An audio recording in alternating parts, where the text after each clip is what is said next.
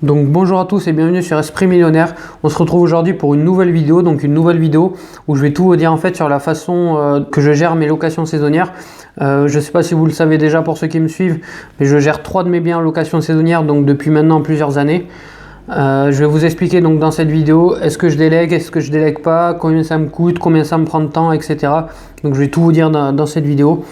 Avant toute chose, n'hésitez pas, jusqu'à demain soir 23h59, il y a toujours la promo sur ma formation, donc moins 50% sur la formation, plus j'offre 1 heure de coaching jusqu'à demain soir seulement aux 10 premiers inscrits, donc 1 heure de coaching où on va pouvoir parler de votre projet, je vais étudier le projet avec vous, etc.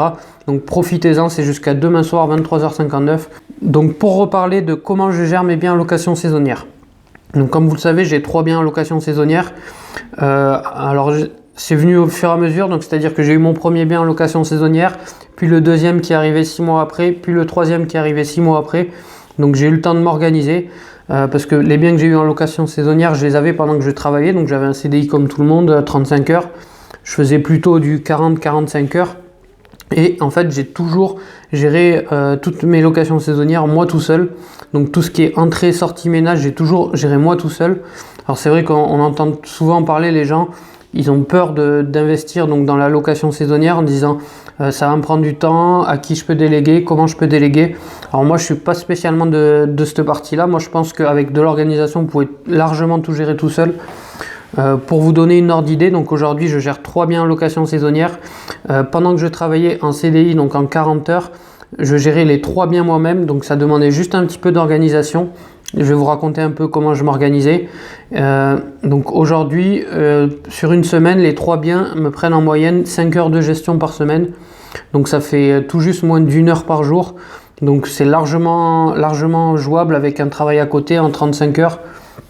Après, il y a quelques paramètres qui vont rentrer en jeu. C'est sûr que si vous êtes à 1 heure de votre location saisonnière, ça va être compliqué. C'est pour ça que dans ma formation notamment, je conseille d'investir dans une location saisonnière le plus proche de chez soi possible.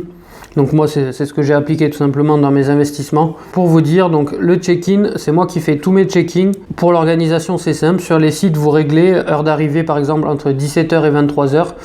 Si vous sortez du boulot à 18h, mettez l'heure d'arrivée à partir de 18h. Les gens ils vont s'adapter. Moi j'ai fait ça pendant 1 an et demi, ça n'a jamais posé de problème. Du moment que c'est marqué sur le site, les gens ne pourront rien redire derrière. Et après voilà, jusqu'à 22-23h, c'est à vous de voir. Vous pouvez très bien mettre 18h, 21h. Mais les gens s'adaptent très bien, donc pour tout ce qui est rentrée, j'ai jamais eu de problème. Ça m'est même arrivé de faire des rentrées entre 13 et 14h, parce que moi j'avais la pause du midi, donc je m'arrêtais à midi et demi, je reprenais à 14h. Donc j'avais largement le temps de faire rentrer les gens. Donc j'ai commencé comme ça avec mon premier appartement. Je faisais rentrer, le soir je rentrais. En général j'avais toujours 1 heure si jamais j'avais pas fini le ménage, etc. Et les gens rentraient. Sachant que en location saisonnière, les gens ils vont pas rentrer tous les jours dans votre appartement. Ça arrive très souvent, la moyenne de ces jours c'est 2-3 jours. Donc en général vous faites une entrée le lundi par exemple et vous allez avoir une deuxième entrée le mercredi et le jeudi. Donc dans la semaine de travail je parle, vous allez avoir fait seulement 2 entrées, donc qui vous auront pris 20 minutes à tout casser. Donc c'est largement gérable au niveau organisation. Si jamais vous avez un empêchement, que vous n'êtes pas là, vous pouvez toujours demander à votre conjoint, à une amie, etc. Mais moi j'ai toujours géré moi-même, il n'y a pas eu de souci avec de l'organisation. Donc après est venu le deuxième bien. Donc pour l'organisation ça n'a rien changé, parce qu'en fait c'était toujours après 17h, 17h30. Donc je pouvais toujours aller faire les entrées. Le troisième bien ça commençait à un peu plus tourner, entre guillemets, dans le sens où j'avais beaucoup plus, mon téléphone entre guillemets sonnait beaucoup plus. Donc ça c'est pas, je sais que selon les travails que vous avez, vous pouvez ne pas avoir le téléphone. Donc là c'est pour ça qu'il va falloir être un peu plus organisé. Mais déjà en général, si vous arrivez à 3 biens en location saisonnière, vous dégagez assez de revenus. C'est que vous avez un poste assez intéressant, ou alors c'est que vous pouvez facilement déléguer à une personne 10 euros, 15 euros l'entrée. Moi je sais que ça m'est arrivé quand je partais en déplacement par exemple, je déléguais soit à ma copine, soit à ma mère les entrées, et honnêtement c'est quelque chose qui devait arriver une fois tous les 3 mois à peu près. Je dis voilà, là je peux vraiment pas, est-ce que tu peux faire l'entrée? Ça prend 10 minutes à faire entrer les gens. Et ça n'a jamais posé de problème. Donc organisation, sur les sites internet de réservation, Booking, Airbnb, vous mettez entre 17h et 20h par exemple, ou en fait, à l'heure de sortie, si vous avez des horaires décalés, vous le faites en fonction, etc. Mais je l'ai fait jusqu'à 3 appartements. Moi, j'avais quoi? J'avais 5-10 minutes de route grand max pour aller à mes appartements. Ça n'a jamais posé de problème. Je sortais du boulot, je checkais les messages et je voyais, voilà, est-ce qu'ils ont du retard, pas du retard, mais ça n'a jamais posé de problème. Donc, tout ce qui est entrée, ne vous faites pas de soucis, c'est largement jouable. Vous n'avez pas besoin de déléguer, même si vous avez 5, 10, 15 minutes de route, c'est facilement gérable. Pour la deuxième partie, donc, qui est la partie ménage, donc c'est une partie qui fait peur à beaucoup de gens. Moi, j'ai beaucoup de gens qui me disent, voilà, comment je peux sous-traiter le ménage. Alors moi, je suis loin d'être une femme de ménage, je suis loin d'être un professionnel, mais j'ai quand même décidé de gérer le ménage moi-même. Alors je m'explique, en fait, je suis pas fort, donc moi le ménage de l'appartement en temps normal, dans les premiers temps, je mettais 3/4 d'heure, 1 heure à faire le ménage. Puis j'ai réfléchi à comment je pourrais faire parce que je pouvais pas, ça durait trop longtemps, 3/4 d'heure, 1 heure, surtout que l'appartement le plus grand que j'ai, le premier, là il fait 50 mètres carrés. Donc c'était pas gérable de faire 1 heure de ménage. Alors en fait j'ai optimisé chaque étape du ménage. Donc le ménage, en gros, je vais vous épargner les détails. C'est première étape, faire le lit. Alors faire le lit, faire un lit, c'est-à-dire sortir le lit et refaire un lit au carré, c'est une étape, je me suis chronométré sur les étapes pour optimiser, qui me prenait à peu près 20 minutes au début. Donc je me suis tout simplement amélioré. J'ai acheté des draps donc, qui se repassent tout seul entre guillemets, qui se froissent beaucoup moins. Comme ça, j'enlève l'étape du repassage et je gagne du temps. Donc après sur l'étape, je me suis tout simplement amélioré avec le temps. Maintenant, au lieu de mettre 20 minutes, je suis plutôt entre 5 et 10 minutes pour faire un lit. Il n'y a rien d'extraordinaire, faut juste en fait attraper le coup de main.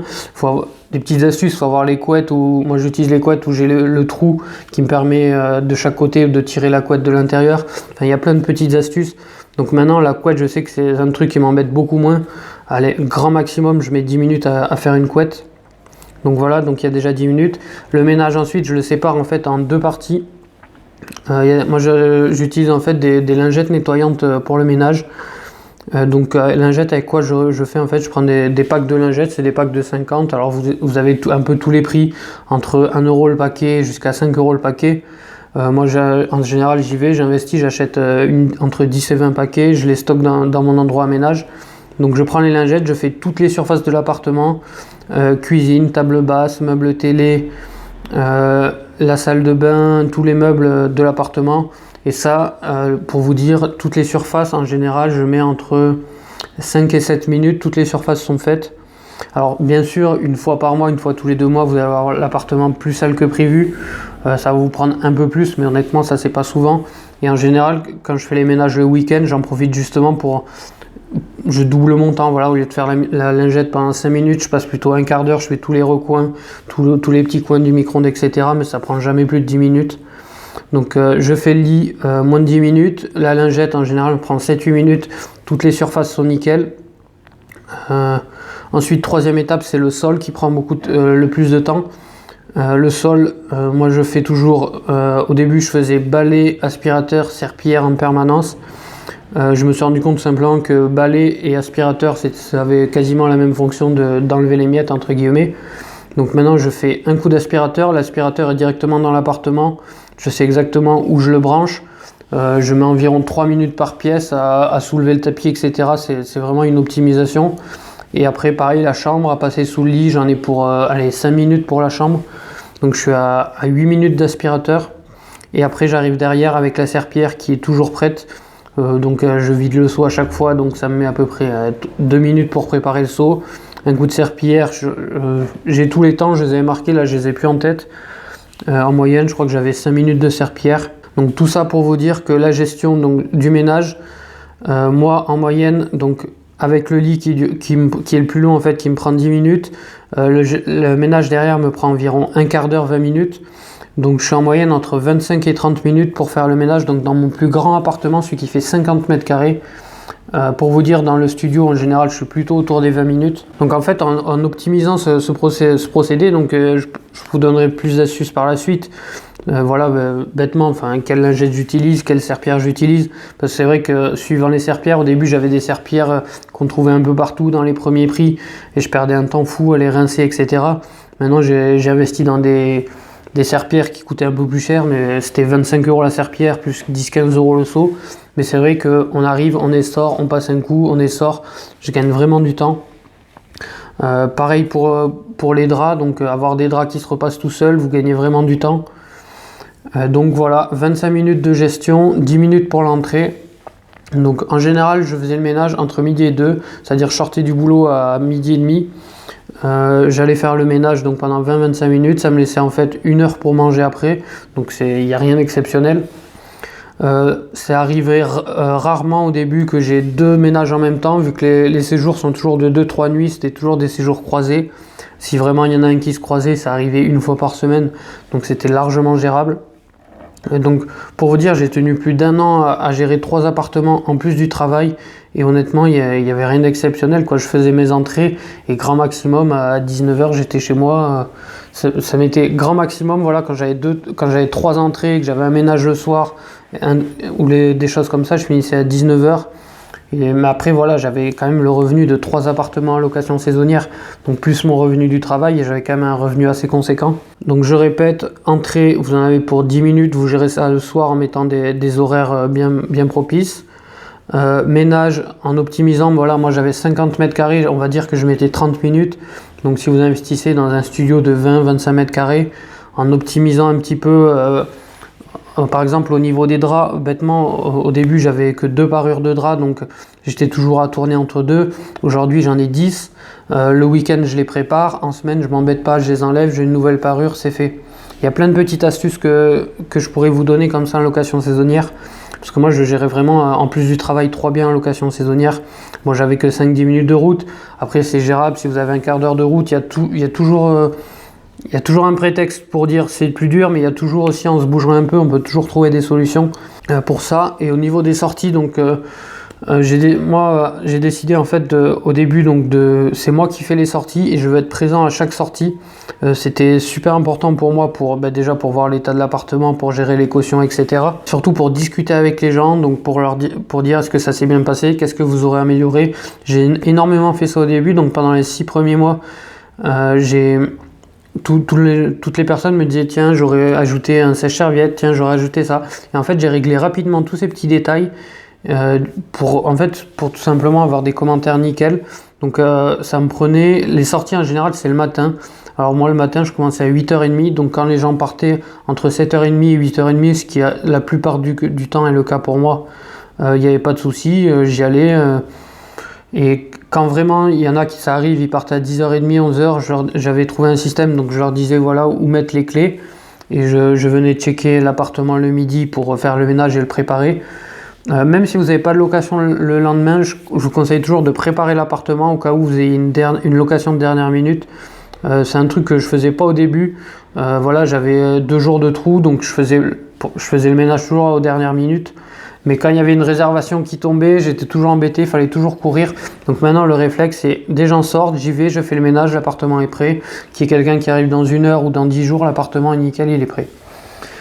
Donc voilà, donc moi si je peux vous conseiller quelque chose, c'est si vous n'êtes pas très loin, avant de vouloir tout de suite sous-traiter votre bien, donc ça se prête pas avec tous les travails, je l'entends, mais au moins si c'est pas vous, si c'est votre femme ou ça peut être votre fils, ou il y a toujours une solution de trouver un moyen de gestion, mais ça prend pas 3 heures de ménage. Enfin, il faut vraiment, il faut pas se rendre non plus disponible pour les gens. Vous mettez entre 17h et 23h, en général toutes les entrées se font dans ces eaux-là. Encore là, il y a 3 minutes avant de faire la vidéo, j'ai eu un locataire au téléphone qui arrivait, donc je pensais, vu que c'est quelqu'un qui est à la retraite, je pensais que c'était quelqu'un qui allait arriver en plein après-midi, tout ça. Je lui dis bon, voilà, moi les entrées c'est entre 17h et 23h. Il m'a dit pas de souci, écoutez, je serai là à 18h, ça me va très bien. Ça se passe toujours bien, il suffit un peu de le vouloir, de demander. Alors ça peut arriver que vous ayez un râleur, mais honnêtement des râleurs, il y en aura toujours, donc voilà. J'espère que j'ai pu vous rassurer donc sur ce point, sur la gestion de la location saisonnière. Donc pas forcément tout sous-traiter, ça me prend pas un temps fou. Gérer 3 apparts, ça me prend 5 heures par semaine, tout est optimisé, que ce soit au niveau du linge, du ménage, etc., du papier toilette. Moi en fait j'ai une armoire et j'ai tout qui est organisé, donc peut-être que je filmerai tout ça dans une vidéo si ça vous intéresse. Mais il faut faut pas que vous fassiez du souci spécialement pour ça. C'est sûr que si vous êtes à 1 heure de route, il va falloir plutôt chercher une société pour sous-traiter. Donc pour sous-traiter, après c'est les sociétés de conciergerie, il y a des femmes de ménage, des sociétés de service à la personne, il y a plein de petites astuces. Je vous en parlerai sûrement dans une vidéo prochainement. J'espère que cette vidéo vous a plu. N'hésitez pas à vous abonner donc si la vidéo vous a plu, parce que donc je referai une vidéo donc sur la sous-traitance où je filmerai donc tout mon processus. Ça peut être intéressant d'ailleurs que je fasse une vidéo quasiment montre en main pour vous montrer comment je gère mon ménage. N'oubliez pas donc la promo qui est jusqu'à demain dans la description sur la formation, donc moins 50% et 1 heure de coaching. Donc si vous démarrez en location saisonnière, donc l'heure de coaching peut servir à ça. Je peux vous expliquer toutes les petites astuces si vous voulez vraiment gagner du temps, parce qu'il y a vraiment plein de petites astuces en location saisonnière. Donc qui peuvent rapporter gros, parce que si grâce à une astuce vous louez par exemple 4 jours de plus par mois, c'est 200 € de plus par mois, donc c'est assez facile. Donc n'hésitez pas, si vous avez une question, prenez le coaching. Et voilà, on se retrouve sur la prochaine vidéo. Allez, au revoir.